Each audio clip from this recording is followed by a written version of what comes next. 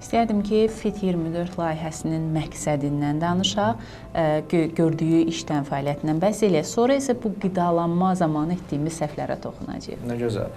Fit24 layihəsi belə başladı. Açığı mən sağlam qidalanma sahəsinə keçid eləyəndə düşündüm ki, hardasa bir brend yaratmaq lazımdır. Ya özüm bir şəkildə insanlarla məşğul olmalıyım və yaxud da ki, bir brend insanlara bu barədə suallarına cavab verməlidir. Mən düşündüm ki, həm fit sözü, həm də 24 saat sözü, həm sürəklilik, həm davamiyyət, həm də bir baxıma sağlamlıq deməkdir fit olmaq. Bu iki sözün birləşməsini Fit24 layihəsini ərsəyə gətirdik və birinci işim nə oldu mənim? Naxçıvanda sahil parkında qaçışlara başladım, yürüyüşlərə başladım. Tək bir neçə nəfər dostum qoşulmuşdu mənə və hər həftə o insan sayı artmağa başladı. Mənim başqa yerdə ofisim olduğu halda mənə müraciət eləmək istəyən insanlar sahil parkına gedirdi hətta. Mən burada sizin elə bilirdilər, mən orada işləyirəm ümumiyyətlə. Bu şəkildə biz yayıldıq, təbii ki, sosial media vasitələri ilə. Ətrafımıza bir xeyli bizim tanımadığımız, amma bizimlə eyni yolda yerimək istəyən insanlar toplaşdı və bununla da bizim belə deyək, layihəmiz genişləndi. Artıq biz nəinki Naxçıvanda, ölkə daxilində bir çox insana onlayn şəkildə xidmət göstəririk, həmçinin ölkə xaricində. Yəni Kanadaya qədər gedib çıxa bilmişik, şükür Allaha. Ümumilikdə sizə daha çox arıqlamaq istəyənlər müraciət eləyir. Yəqin ki, üstünlük bu yöndədir və sağlam həyat tərzinə keçid etmək istəyənlər sizlə çalışır, belə başa düşdüm. Eynən, demək olar müraciətlərin 90% təbii ki, çəki ilə bağlıdır. Çünki çəki bizim kənardan gördüyümüz bir belə deyək, artıqlıqdır. Amma bu bizim elə mövzunun əvvəlində də qeyd elədiyimiz o düşüncələrin və sağlam olmayan, qeyri-sağlam seçimlərin nəticəsidir o insanın həmin o sahib olduğu bədən quruluşu. Çünki normalda təbiət etibarilə insan elə doğulmur. Təbiət etibarilə o yaşda, o boyda, o çəkidə olan insan, yəni o belə deyək də, o bədən ölçülərində olan insan o çəkidə olmamalıdır. Təbii ki, bu artıqlıqdır. Və yaxud da həmçinin həddən artıq arıq olan insanda da bu əksiklikdir. Bunların əsas kökünə enirik biz. Təbii ki, biz zamanla onu birbaşa enmək mümkün deyil. Biz birinci qida vərdişlərini dəyişirik həmin insanın, etap-etap o insanı sağlam qidalanma rejiminə keçiririk. Və insanın vərdişləri dəyişdikcə, yanaşması dəyişdikcə təbii ki, onun həyat tərzi artıq dəyişir. Gələn hər bir şəxsə fərdi yanaşırsınız, belə anladım. Onların problemlərinə uyğun olaraq da bir proqram hazırlayırsınız və nəticə qoyursunuz ortaya. Məmnun olurlarmı? Ümumiyyətlə, təəssüratlar necə olur?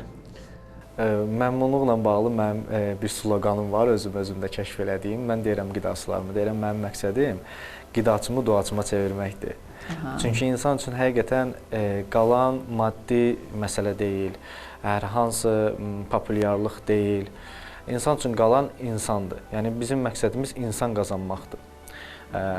Və demək olar ki, reaksiyaların 99,9%-i çox müsbət olur və biz özümüz də bununla enerji alırıq, bununla qidalanırıq.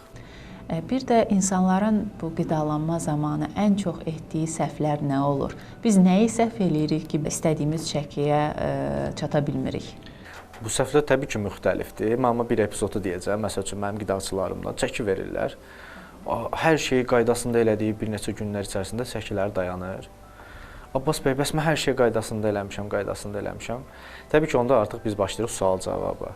Sual-cavabda müəyyən olunur ki, onlar üçün də, bizim üçün də bu insan əslində hər şeyi belə deyək, riyazi olaraq düz eləyib. Tutaq, yemək, bu falan. Amma nəticədə məsəl üçün az yediyindən dolayı da ola bilər. Yemək seçimlərində yanlışlıq etdiyi üçün səhər yeməyində, məsəl üçün günorta yeməyi, axşam yeməyində müəyyən fərqliliklər var. Yemək seçimlərində səhv etdiyi üçün və yaxud da ki, hər şey qaydasında eləyib suyu unutduğu üçün və yaxud da gec yediyi üçün ola bilər və yaxud da yedikdən sonra bu insan hərəkətsiz qaldığı üçün bir neçə səbəbdən, yəni onun həmin günü və yaxud da ki, həmin həftə çəkisi istədiyi nəticəyə gəlib çatmır. Neçə ay ərzində istədikləri çəkiyə çata bilirlər? 3, 6, 1, 5? Bu təbii ki, həmin insanın çəkisindən və onun olmaq istədiyi ideal çəkisindən asılıdır, o rəqəm aralığından asılıdır təbii ki. Amma mən onu deyim ki, inanın mənə, 3 günə biz elə bir effekt alırıq, söhbət çəkidən getmir. Həmin insanın özünü hiss eləməsi ilə bağlı. Deməli, bir nəfər qidaçım var idi, Cufa şəhərindən yaxınlaşmışdı bizə. 140 kiloqram çəkidəydi İntiqam bəy, buradan onu da salamlayıram bu arada. Axsaya-axsaya girdi içəri. Dedi ki, mən yəni getməyə başqa yer tapmamışam. Da artıq mənim üçün heç bir müalicədə kar eləmir. Təbii ki, biz müalicə eləmirik tibbi şəkildə, amma bizim belə deyək də proqramımızın nəticəsində o insanda tibbi səviyyədən də yüksək bir nəticə alınır. Dedim, hər şey yaxşı olacaq. İnan mənə, sadəcə özünü bizə təslim elə. Həmin insan 3 gün sonra mənə yazdı ki, Abbas bəy, mən idman eləməyə başlamışam. Evdə 4 il əvvəlki idman alətlərimi çıxarıb idman eləyirəm və dizim ağrımır. 5-ci günündə bizim həmin vaxtı klubumuzda, ofisimizdə tədbirimiz vardı. Ailəlikcə gəldilər tədbirə və ailəsinin gözü dolurdu İntiqam bəy danışanda. Və bir həftədə Culfada yaşayan insandı. Bir həftə sonra mənə Culfada yerləşən o Haça dağdan foto atdı ki, bəs bizim məhsullarla, bizim ona məsləhət gördüyümüz məhsullarla ki, bəs mən dağa qalxmışam. Yəni, aksiyan insan idi, izah edə bilirəm, bir həftəyə. Və həmin insan 11 günə 8 kilo çəki atdı. Demirəm, hamı 11 günə bu çəkini atmalıdır. Məsələ bizim o proqramın, bizim dediklərimizin, məsləhətlərimizin tətbiq olunduğu zaman baş verəcəyi bir nəticədən söhbət açmaq istədim sadəcə. Və onda başa düşürsən ki, həqiqətən də insan fərqi yoxdur neçə kiloqram çəki atmasından. O dəyişikliklər başladığı andan etibarən insanda çevrilmə prosesi yaşayır. Bəs o dəyişikliklərə başlamaq üçün başlanğıc nöqtəsi nə olmalıdır? Hardan başlamalıdır? Bax, ən çətin məsələ budur. Bizim istənilən mövzudakı problemimiz başlamaqdır. Hər birimiz müəyyən bir şeylə bağlı qərar vermə aşamasında başlamaqla bağlı çətinliklər yaşayırıq.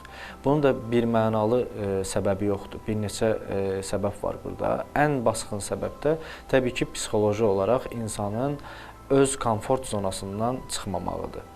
İstənilən mövzu ilə bağlı birinci komfort zonamızı tərk edə bilmirik. İnstinktivlərimiz bizə deyir ki, oturmursan, yerin rahatdır. Və yaxud da ki, nə edirsən, sonra bunu eləyərsən. Ona görə təxirə salmalar baş verir.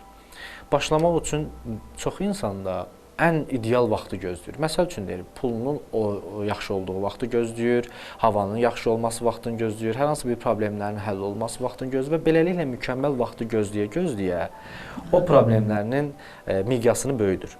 Mən həmişə deyirəm, başlamaq üçün ən mükəmməl vaxt başladığın gündür, indidir. Sən o mükəmməl vaxtı gözləmə. Sən başda görəsən ki, elə bir müddət sonra elə başladığın vaxt ən mükəmməl vaxt imiş.